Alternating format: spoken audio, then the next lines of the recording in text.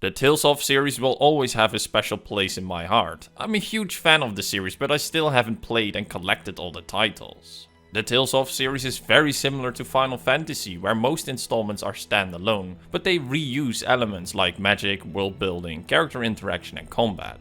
However, compared to Final Fantasy, I find the Tales of series to be more accessible, and while both series have a similar approach in making most games a standalone, it's also the only thing that they really share. My quest to collect and play all the Tales of games brought me to Tales of Xillia, a title that I might mispronounce incorrectly a couple of times in this review, so please bear with me. A while back I found a special edition of the first and second Xillia game.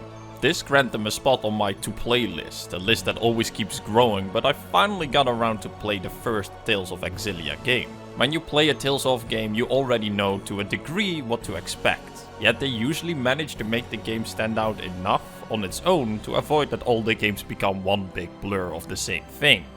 So with that all being said, my expectations was just hoping it would be a typical Tales of game, but different enough to stand on its own feet in the series. But more importantly, I also hope that Tales of Xillia is a good game.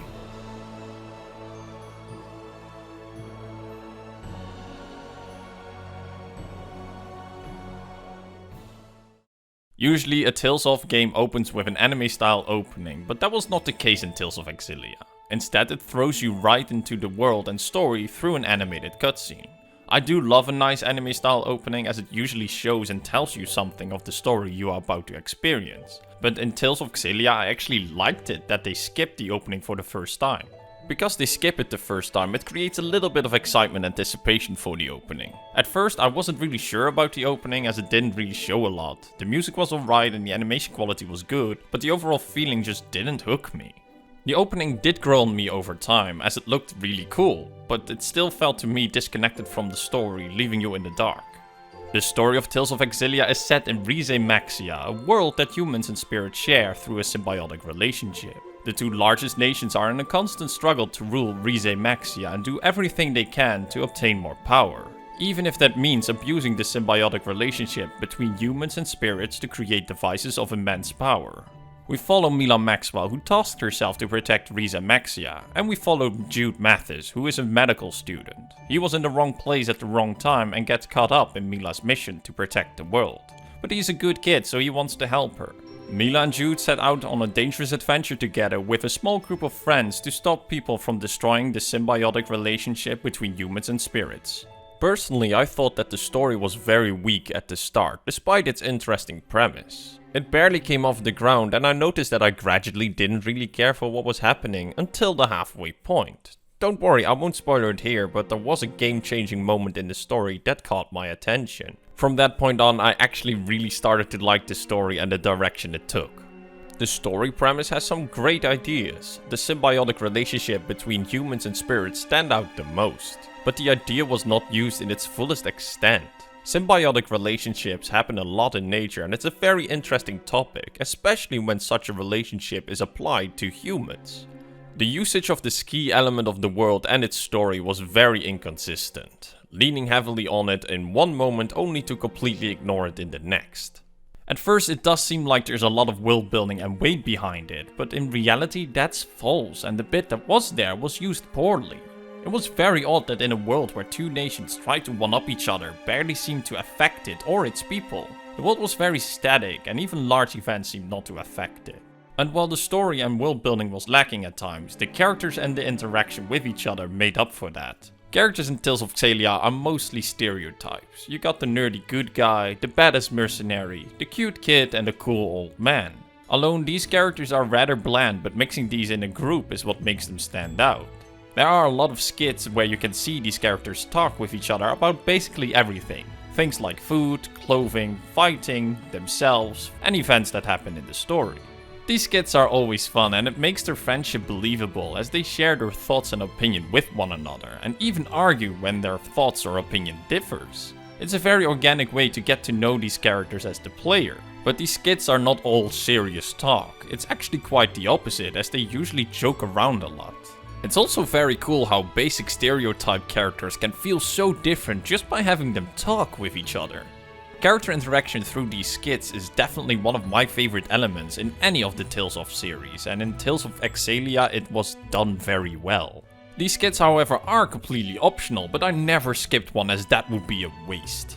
In the end, the story was enjoyable, and I really liked the characters and the way they interacted with each other. It's just that some things could have been better. If the world building and interesting themes weren't used so inconsistently, and if the story didn't take 10 hours to get off the ground, it would have been a lot better and more enjoyable. And it would have made the difference from it being alright to actually being very good to excellent. Probably the most wasted potential in Tales of Xillia is the main character choice. You get to choose at the start of the game which of the two main characters you want to play as. Play being a very loose term here, as you can swap between all party members on the fly despite your choice. It's more about which point of view you will get in certain moments in the story, which is a very interesting idea to say the least. It could give the game some replayability, as you would want to see both point of views of the story. However, it's a tricky thing to pull off, because if you miss out on too much in your first playthrough, you will be very confused. And if there's not enough moments to make it worth replaying the whole game again, then playing it for a second time will become a chore or even something annoying. And unfortunately, Tales of Xillia lands in the middle of that. Out of my head, there were 3 to 4 moments that this choice made a difference in the story presentation. I chose to play as Mila first, for obvious reasons, but after I completed my first playthrough, I didn't feel the need to play again with Jude.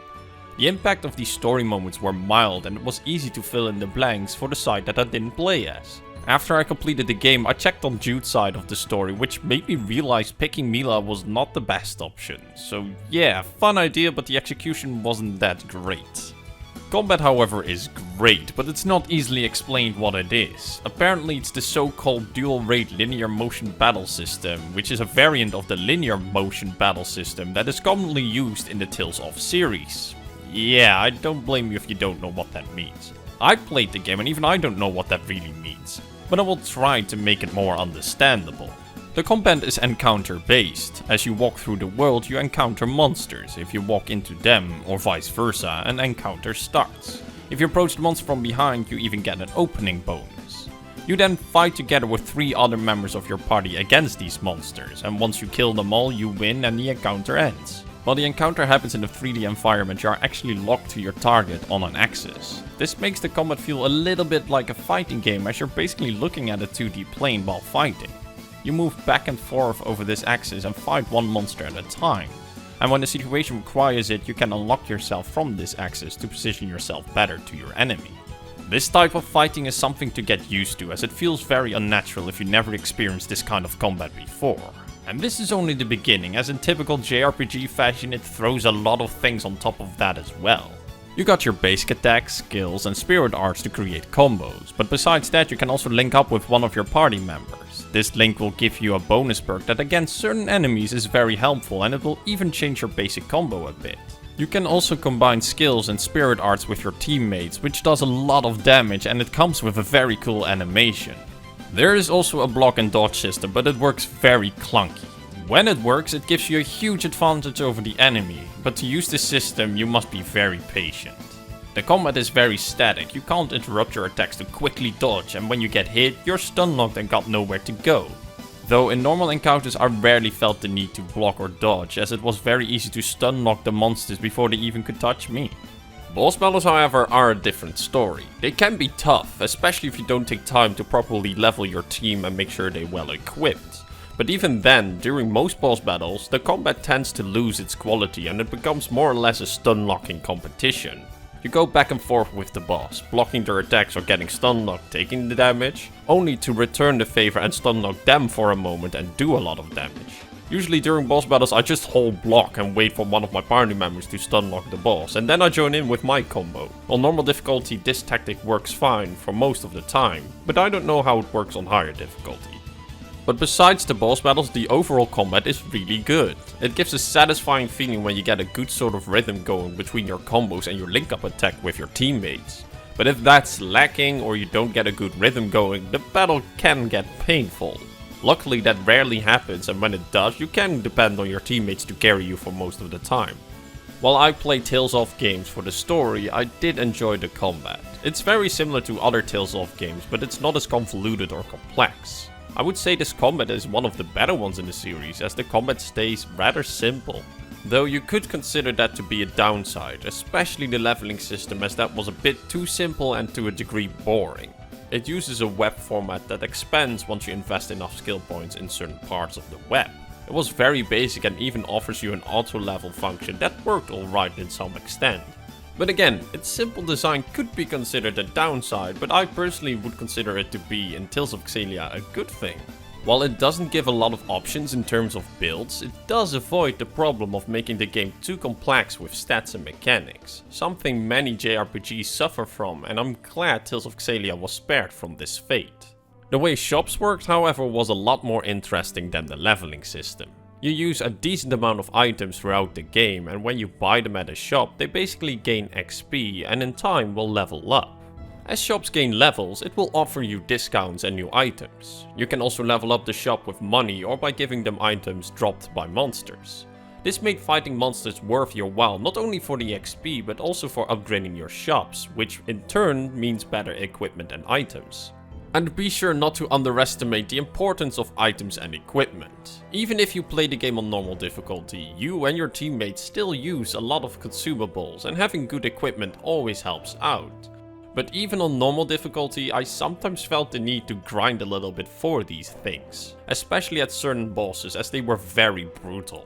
You can of course change the difficulty from normal to easy difficulty, but the gap is pretty huge, making the game too easy too fast. Still, it's good that you have an option to change the difficulty mid-game when you are in a difficult spot, though be sure not to forget to change it back, otherwise the game becomes way too easy. I was very disappointed by the music and the overall looks of the game. There was not really a song besides from the opening that stood out. It felt really generic and uninteresting for most of the time. The overall looks of the game was alright, as it was a pretty standard art style for a Tales of game, but there were no locations that I really found breathtaking, cool or memorable. The world also felt really small and characterless, especially compared to other Tales of games. There aren't many locations you visit throughout the world, and the maps you travel on feel the same, but with a different texture. But overall, Tales of Xillia is a fine game, but there is one last overarching problem. I have been restraining myself as much as possible from not constantly saying things along the lines as, "It's just like in other Tales of games." Tales of Xillia stays really close to the format of other Tales of games, and maybe even a bit too close. It was definitely enjoyable, but it just didn't stand out enough from the rest. However, if there was one Tales of game I would recommend to newcomers, it's this one. Tales of Xillia is probably one of the most basic Tales of games you can experience, and there's nothing wrong with that. Despite its flaws, the core of the game is solid and really enjoyable. So if you ever wanted to try out a Tales of game or see if the series in general is something for you, then Tales of Xillia is in my opinion one of the best places to start. But if you really like JRPGs or are like me, a big sucker for feel-good stories and friendship, then Tales of Xillia is also worth your time. Yes, the story has a rocky start, but once past that point it actually gets really interesting. The characters might be basic, but their interaction is a joy to watch and brings this feeling of friendship alive. Combat is alright and you can have your fun with it even if you only care for the story. I do recommend playing as Jude over Mila. While I fully understand the reasons for picking Mila, I would say Jude's side of the story does the overall story presentation more justice. The ending might be a bit off-putting, however Tales of Xillia is one of the few Tales of games that has a direct connected sequel, and I can't wait to dive into that one. And that concludes my review of Tales of Xillia. I hope it was useful to you. If you already played this game, see this review as a discussion starter. You might agree or disagree with me, and I would love to hear your thoughts on the game down below. Thank you very much for watching. If you liked this video, leave a like and consider subscribing. And with that all being said, I wish you a good day, and until next time.